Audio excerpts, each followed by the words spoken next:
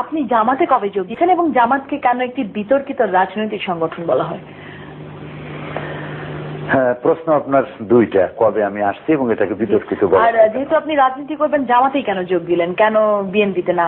আওয়ামী লীগে যোগ দেবেন না, কারণ আওয়ামী লীগের আদর্শের সঙ্গে আপনার মেলে না। প্রশ্ন হলো তিনটা, আরো বাড়বে নাকি? না, আপনি একটার পর একটা দিতে পারেন। আচ্ছা, তো তিনটা প্রশ্ন। আমি জামাতে এসেছি, আমি ছাত্র জীবনে জামাত করি নাই, কিন্তু জামাতের প্রতি আকৃষ্ট হলাম ছাত্র জীবনেই। কারণ ওই সময় আমি ছোটসিনা মাদ্রাসা পড়তাম, এটা একটা পীর সাহেবের মাদ্রাসা। তখন আমি শুনতাম মওলানা মওদুদী রহমতুল্লাহ আলাই, তিনি এই বলেছেন সেই বলেছেন, বিরুদ্ধে অনেক কথা শুনলাম। তখন আমার জানতে ইচ্ছে হলো যে আসলে উনি কি বলেছেন। ওনার বইপত্রগুলি পড়লাম, দেখলাম যে ওনার বিরুদ্ধে যেসব অভিযোগ করা হয়েছে বইপত্রে সেগুলি নাই। তখন জামাতের প্রতি আমার একটা আকর্ষণ সৃষ্টি হলো। এরপরে আমার লেখাপড়া শেষ করলাম 1962 সনে, মাদ্রাসা শিক্ষার উচ্চশিক্ষা ডিগ্রি নিয়ে। তারপরে আমি ব্যক্তিগতভাবে কিছু রিসার্চ ইত্যাদি করেছি। 70-এর দশকে এসে আমি জামাতে রুকন হয়েছি। এবং জামাতে ইসলামীতে আসলাম কেন, এটা আপনার দ্বিতীয় প্রশ্ন। এটা হচ্ছে যে ইসলামে যেমন আল্লাহ তাআলা বলেছেন আকিমুস সালাত, নামাজকে প্রতিষ্ঠা করো, সেই আল্লাহ তাআলা আবার বলেছেন আন আকিমুদ্দিন ওয়ালা তাতাফাররাকু, তোমরা দ্বীনকে প্রতিষ্ঠা করো আর এ ব্যাপারে কোনো মতপার্থক্য সৃষ্টি করো না। নামাজ পড়া যেমন ফরজ, আল্লাহর হুকুম অনুযায়ী ব্যক্তি, পরিবার, সমাজ ও রাষ্ট্র পরিচালনা করা ঠিক তেমন ফরজ।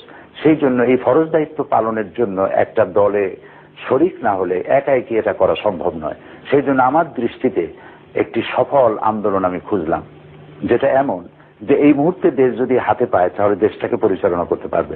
শুধু একজন মৌলানা পীর হলেই তো হবে না।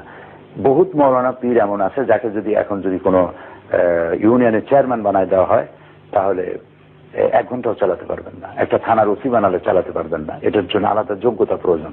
আলেম হওয়া, পীর হওয়া জিনিস, সমাজ পরিচালনা, রাষ্ট্র পরিচালনা ভিন্ন জিনিস। এগুলি জানতে হয়, পড়তে হয়। এবং এই আন্দোলনকে পরিচালনা করার জন্য পত্রিকা থাকতে হয়, তারপরে সাহিত্য থাকতে হয়, বিভিন্ন সেক্টরে কাজ করতে হয়। আমি দেখলাম জামাত ইসলামী এমন একটি দল যার অঙ্গ সংগঠন আছে অনেকগুলি। শ্রমিকদের মধ্যে কাজ করছে, নারীদের মধ্যে করছে, অমুসলিম নাগরিকদের মধ্যে করছে, প্রশাসনের মধ্যে করতেছে, ছাত্র ছাত্রী, চাষি, সর্বস্তরে। এবং তাদের সাহিত্যের একটা বিশাল ভান্ডার আছে এবং পত্র পত্রিকা আছে, বাংলা, ইংরেজি, উর্দু, আরবি, ছাত্র সংগঠন ইত্যাদি সবকিছু আছে। আমি ভাবলাম যে ইসলাম অনুযায়ী দেশকে পরিচালিত করতে হলে এরকম একটি যোগ্যতা সম্পন্ন একটি সুশৃঙ্খল সংগঠন আমার প্রয়োজন। এই প্রয়োজন ভেবেই আমি জামাত ইসলামীতে অংশগ্রহণ করেছি এবং একজন কর্মী হিসেবে কাজ করে যাচ্ছি। এবং আল্লাহর কাছে আমি দোয়া করি যেন আমার জীবনের শেষ মুহূর্ত পর্যন্ত আমার প্রিয় সংগঠন জামাত ইসলামীর সাথেই আমি থাকতে পারি। তৃতীয় প্রশ্ন হচ্ছে যে জামাত বিতর্কিত কেন? আমার প্রশ্ন, বিতর্কিত নয় কে, কোন দল বিতর্কিত নয়, কোন ব্যক্তি বিতর্কিত নয়? অবশ্যই, কিন্তু জামাত একটু অতিরিক্ত বিতর্কিত না? এখন যার কাছে প্রথম থেকে আমরা দেখেছি বাংলাদেশের ইতিহাসে প্রথম থেকে এখন পর্যন্ত জামাত জানি কেমন একটি বিতর্কিত রাজনৈতিক সংগঠন। আপনি নিশ্চয়ই প্রবাদটা জানেন যে যারে দেখতে নারী তার চলন বাঁকা। এখন জামাত ইসলামী সম্পর্কে, যার ইসলাম সম্পর্কে ধ্যান ধারণা নাই, যার ধ্যান ধারণা হলো শুধু ইসলাম হবে, জামাত ইসলামী যদি শুধু নামাজ পড়তো, রোজা রাখতো, মসজিদের মধ্যে পড়ে থাকতো, তাহলে জামাত ইসলামী নিয়ে কেউ মাথা কামাইতো না। মানুষের বাড়ি বাড়ি যাইতো, তওবা পড়াইতো, হাদিয়া নিত, পকেট ভরিয়া, কোনো অসুবিধা ছিল না। কিন্তু তারা দেখতেছে, যারা আমাদের বিরোধিতা করে, তারা দেখতেছে যে জামাত ইসলামী তো আমাদের গরম ভাতের মধ্যে হাত বসাইছে। জামাত ইসলামী এখন নাটকে ঢুকেছে, তারা গানের মধ্যে ঢুকেছে, তারা ইতিহাস, সংস্কৃতি, সাহিত্য, পার্লামেন্ট, মন্ত্রিত্ব সব জায়গায় ঢুকে পড়েছে। সেই জন্য জামাতকে একটা বিতর্কিত বানায়া জনগণ থেকে বিচ্ছিন্ন করার জন্য একটা চেষ্টা, অপচেষ্টা তারা চালাচ্ছে। আলহামদুলিল্লাহ, আমি বলতে চাই আপনাকে আশ্বস্ত করার জন্য যে, এবং প্রিয় দর্শক শ্রোতা মন্ডলী তাদেরকে আশ্বস্ত করার জন্য, জামাত ইসলামী থেকে জনগণকে দূর করার জন্য, পৃথক করার জন্য যত বেশি চেষ্টা করা হয়েছে, যারা চেষ্টা করতেছেন তারা দূরে সরে গেছে, জনগণ জামাতের কাছে আরো বেশি সম্পৃক্ত হচ্ছে। সেটা আপনি মনে করছেন? এবং পার্টিকুলার কোন সংগঠন চাচ্ছে যে জামাতকে লোকজন থেকে বা সাধারণ জনগণ থেকে দূরে সরিয়ে নিতে, তাই তো? যাদের স্বার্থে অসুবিধা, যারা রাতে চলতে চায়, যারা নিশাচর, তারা সূর্যের আলো দেখলে তারা ভয় পায়। আমি বললাম না, আবার কখনো বলবো আপনাকে আওয়ামী লীগ। আমি শুধু আওয়ামী লীগ বলছেন কেন? শুধু আওয়ামী লীগ আমাদের দুশ্মন তা তো না। আমরা এক দেশে বাস করি, আমরা কেউ কারো দুশ্মন না। এটাও একটা খুব দুর্ভাগ্যজনক সত্য। আপনার এই প্রশ্ন দিয়ে আমি খুশি হলাম।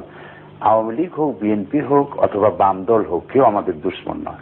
আমাদের দেশে রাজনীতিটা, যদি রাজনৈতিক চর্চাটা ওইভাবে গড়ে ওঠে নাই। আপনার নিশ্চয়ই মনে আছে যে বিল ক্লিন্টন এবং জর্জ বুশ, এই বুশের বাবা যখন নির্বাচন করছিলেন তখন বুশ বলছিলেন যে বিল ক্লিন্টন তার তো ওই পররাষ্ট্র নীতির জ্ঞানও নাই যেটা আমার কুকুরের আছে। এই কথা বলার পরে বিল ক্লিন্টন জিতলেন এবং জেতার পরে যখন তিনি ওত নেবেন, ওত নেওয়ার সময় জর্জ বুশকে ডাকলেন এবং ডেকে তাকে বললেন যে আপনার রাষ্ট্র পরিচালনার দীর্ঘ অভিজ্ঞতা থেকে আমাকে আপনি সহযোগিতা করবেন। এই চর্চা কিন্তু আমাদের মধ্যে নাই। আমরা আমাদেরকে কেউ সমালোচনা করলে আমরা তাকে শত্রু মনে করি। শত্রু মনে না করে আমরা যদি পরস্পরের আপনি আমার ভুলটা ধরতে পারবেন, এই জন্য ধরবেন যে আমাকে আপনি সংশোধন করতে চান, এই জন্য নয় যে আপনি মানুষের সামনে আমাকে নিন্দনীয় করতে চান। অবশ্যই বাংলাদেশের রাজনৈতিক ব্যক্তিত্বরা কি তাদের ভুল স্বীকার করে? তারা তো কখনোই কোনো ভুল কখনো স্বীকার করে না। এটি আমি আপনার সাথে আমি একমত। এটি হচ্ছে ওই কথা যে ইতিহাসের সব থেকে বড় শিক্ষা এই যে ইতিহাস থেকে কেউ শিক্ষা গ্রহণ করে না। রাজনীতিবিদরা যদি এই শিক্ষা গ্রহণ করতেন তাহলে পদে পদে তাদেরকে ভোগান্তি হতো না। আমরা আশা করব বাংলাদেশের রাজনীতিতে একটি সুন্দর চর্চা, একটি গণতান্ত্রিক চর্চা এবং সহনশীলতার উদারতার চর্চা বাংলাদেশে ফিরে আসবে। সহনশীলতা, সেটা আমরা আশা করব। আপনার কাছে আমার শেষ প্রশ্ন, আগামী আপনি এটা কিরকম বাংলাদেশের স্বপ্ন দেখেন? আপনারও শেষ করতে চেয়েও শেষ হলো না, মানে আগে বলছিলেন শেষ প্রশ্ন। যাই হোক, ধন্যবাদ আপনাকে। আমি দেখতে চাই বাংলাদেশকে একটি সমৃদ্ধ, ক্ষুধামুক্ত, দারিদ্র মুক্ত, নিরক্ষর মুক্ত, স্বাধীন, সার্বভৌম একটি সুন্দর রাষ্ট্র আমি দেখতে চাই। যে রাষ্ট্রের মেয়েরা যখন কলেজে যাবে, ইউনিভার্সিটি যাবে, তার অভিভাবকরা এই চিন্তায় পেরেশান হবে না যে আমার মেয়ে সুস্থভাবে ঘরে ফিরে আসবে কিনা, যিনি চাকরি করবেন তিনি ঘরে নিরাপদে ফিরতে পারবেন কিনা এই চিন্তাটা স্ত্রীর ঘরে থাকবে না, দোকানদারি যে করবে সে চাঁদাবাজির ভয় করবে না, মানুষ নিরাপদে চলতে পারবে, নারীরা রাতের বেলায় চলবে, কোনো বাধাগ্রস্ত হবে না, তার সম্ভ্রম নষ্ট হবে না। এমন একটি সুন্দর বাংলাদেশের আমি স্বপ্ন দেখি এবং আল্লাহর কাছে কামনা করি এরকম একটি সুন্দর, সমৃদ্ধ, সুখী, দুর্নীতিমুক্ত, সব রকমের সন্ত্রাস মুক্ত এবং নিরক্ষর মুক্ত, দারিদ্র মুক্ত একটি সুন্দর বাংলাদেশের স্বপ্ন দেখি। ধন্যবাদ আপনাকে।